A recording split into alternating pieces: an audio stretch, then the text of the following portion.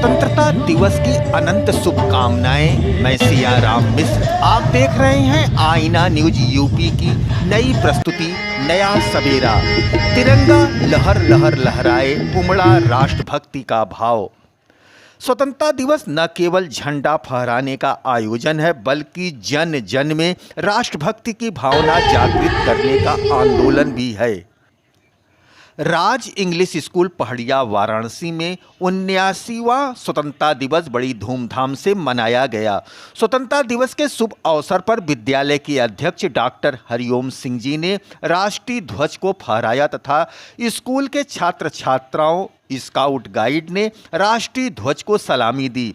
इस अवसर पर संस्था के अध्यक्ष डॉक्टर हरिओम सिंह जी ने देश के उन महान सपूतों को याद किया जिनके बलिदान और अथक प्रयास से आज़ादी मिली।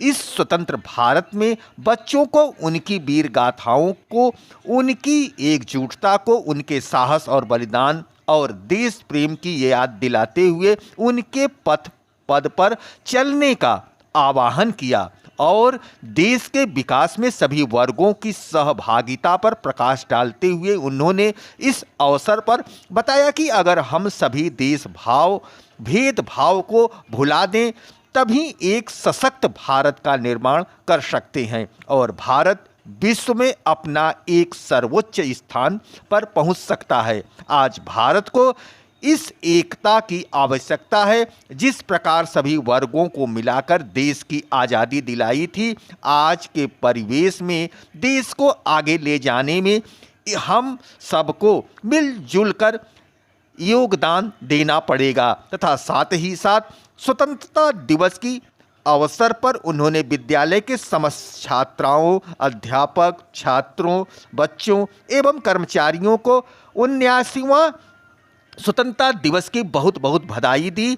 इस अवसर पर विद्यालय में स्काउट गाइड यूनिट के माध्यम से ध्वजारोहण का कार्यक्रम संपन्न हुआ।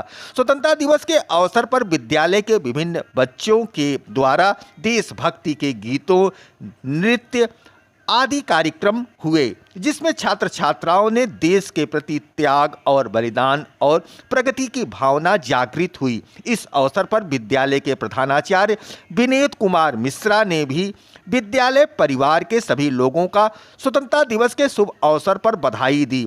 उनके साथ साथ विद्यालय के एग्जीक्यूटिव डायरेक्टर श्री रत्नेश दुबे, रेणु दुबे, ज्योति सोनी, जाकिर हुसैन और विद्यालय परिवार के समस्त अध्यापकगण पूर्ण रूप से कार्यक्रम को सफल बनाने में सहयोग प्रदान किया। कार्यक्रम का संचालन मोनिका श्रीवास्तव और स्कूल के छात्र छात्राओं के द्वारा किया गया और सभी बच्चों को मिष्ठान वितरित किया गया। एक बार पुनः 79वां स्वतंत्रता दिवस की हार्दिक शुभकामनाएं। भारत ने स्वतंत्रता के 78 वर्षों की यात्रा में अनेक उतार चढ़ाव देखे हैं। यह यात्रा केवल राजनीतिक स्वतंत्रता की ही नहीं, बल्कि आत्मसम्मान, आत्मविश्वास और आत्मनिर्भरता की भी रही है। अब तक हम 2047 में विकसित भारत बनने का सपना देख रहे हैं। तब यह समझाना आवश्यक है कि राष्ट्र प्रथम का संकल्प ही हमें उस स्वर्णिम लक्ष्य तक पहुंचाएगा। आने वाले 21 वर्ष हमें आर्थिक और तकनीकी महाशक्ति बनने का अवसर दे रहा है। भारत के वैज्ञानिकों, इंजीनियरों और तकनीकी विशेषज्ञों ने दशकों से वैश्विक मंच पर अपनी प्रतिभा का लोहा मनवाया है। आज भी सफलता की गाथाएं लिखी जा रही हैं। अंतरिक्ष में चंद्रयान 3 और मंगलयान की सफलता, डिजिटल पेमेंट व्यवस्था का अभूतपूर्व विस्तार और वैक्सीन निर्माण में विश्व नेतृत्व हमारी क्षमताओं के प्रमाण हैं। आज दुनिया में वर्चुअल की लड़ाई युद्ध भूमि पर नहीं, बल्कि अर्थव्यवस्था, तकनीकी और नवाचार के मोर्चों पर हो रही है। टाटा डिजिटल नेटवर्क और उन्नत तकनीकी पर नियंत्रण रखने वाले देश ही आने वाले कल की वैश्विक व्यवस्था तय करेंगे। किले की प्राचीर से प्रधानमंत्री नरेंद्र मोदी ने समृद्ध भारत का आह्वान करते हुए कहा कि 140 करोड़ देशवासियों को एक ही मकसद होना चाहिए, समृद्ध भारत। नई पीढ़ी इसके लिए कदम उठाए। भारत के प्रधानमंत्री नरेंद्र मोदी ने लाल किले से 79वें स्वतंत्रता दिवस पर संबोधन किया। पीएम मोदी ने नए भारत, बदलते भारत की तस्वीरों को अपने शब्दों के माध्यम से दुनिया के सामने उजागर किया। उन्होंने बताया कि कैसे आज का भारत बदल रहा है। विकास के लिए रुकना नहीं चाहिए और इस भारत माँ के प्रति देश की जनता का कर्तव्य क्या है। नरेंद्र मोदी ने कहा, हमारा देश भाग्यवान है, हजारों साल की विरासत के हम धनी हैं।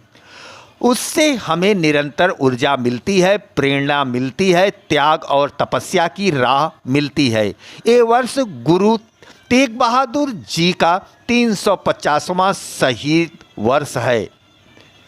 देश की संस्कृति और भारत के मूल्यों की रक्षा के लिए उन्होंने अपना सब कुछ न्यौछावर कर दिया।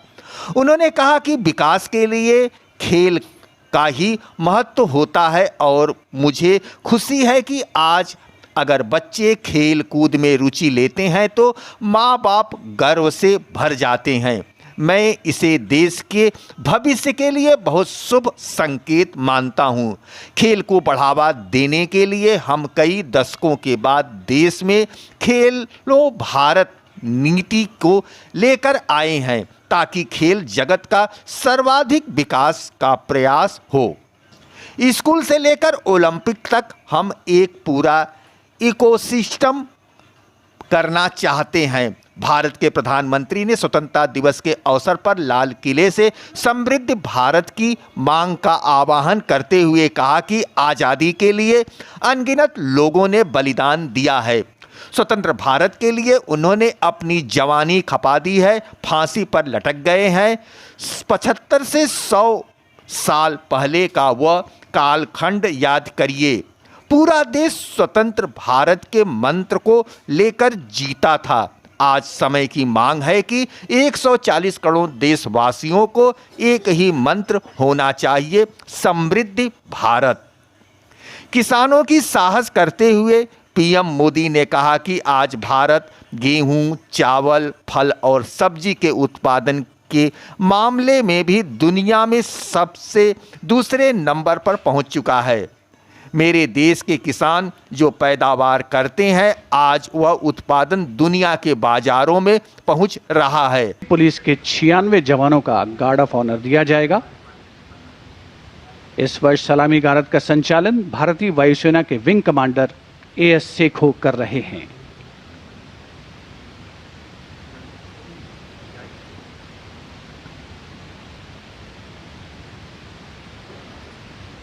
सेना पुलिस कमान गार्ड जनरल सलामत चत।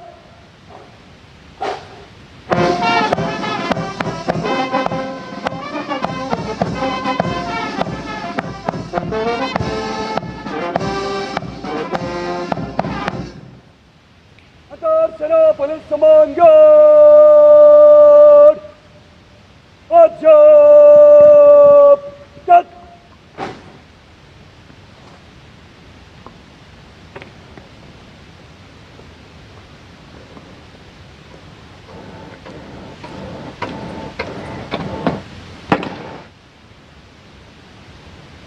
अदर सेना पुलिस कमान गार्ड निरीक्षण के लिए हजरत इमाम।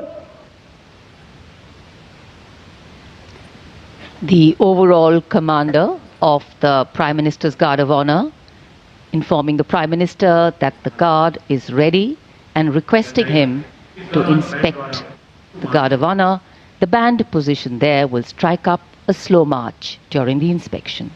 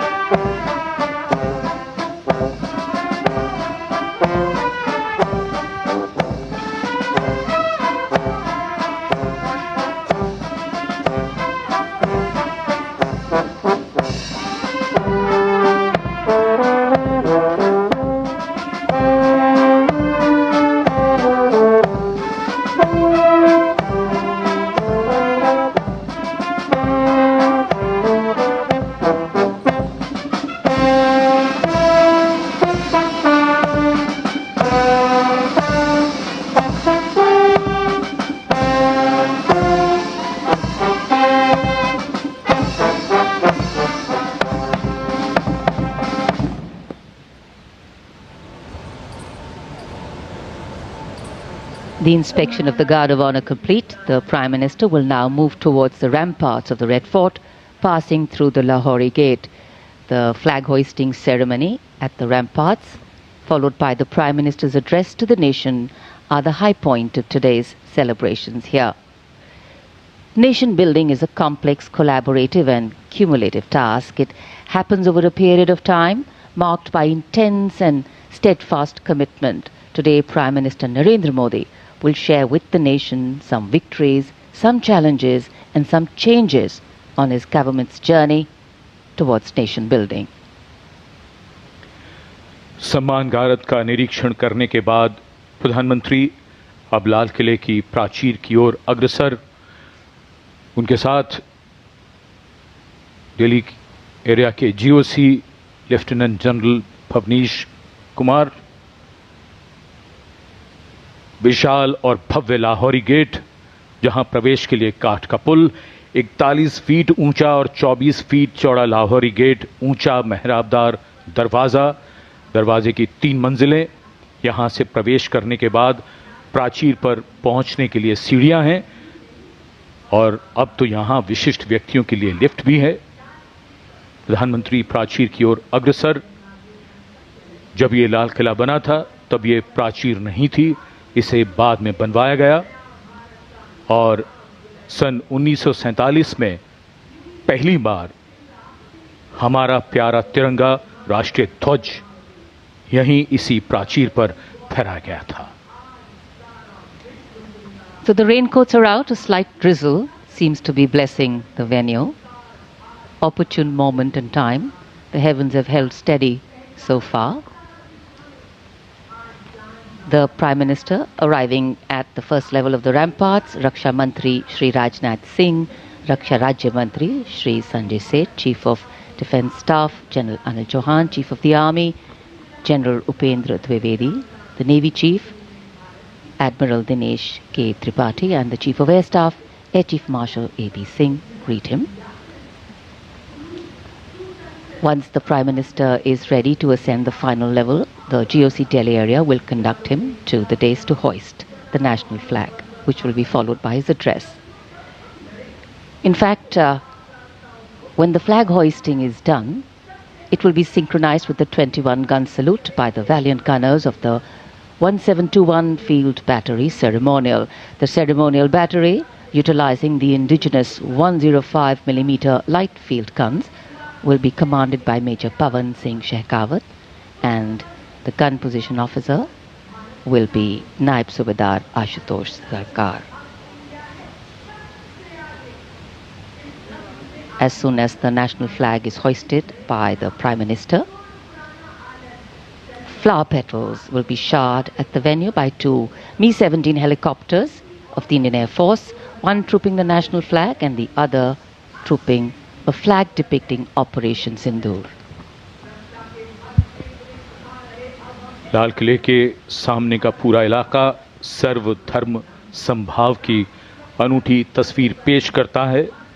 लाल किले के ठीक सामने बाईं ओर श्री दिगंबर जैन लाल जी मंदिर, लाल रंग का ये प्राचीन मंदिर जिसमें पक्षियों का एक अस्पताल भी है।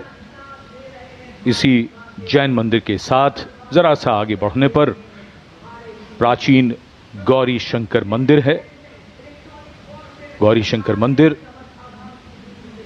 और लाल किले के बाईं ओर सामने भोजला पहाड़ी पर ऐतिहासिक लाल पत्थर से बनी जामा मस्जिद,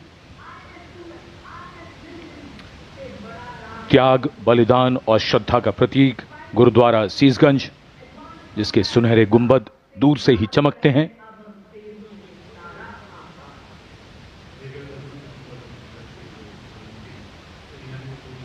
सर्व धर्म संभाव का विचार भारत के मूल में है और इस इलाके में आर्य समाज मंदिर भी है और सेंट्रल बैप्टिस्ट चर्च भी, भले ही वो कैमरे की नज़र से दूर हैं लेकिन हैं यहीं इसी इलाके में मौजूद।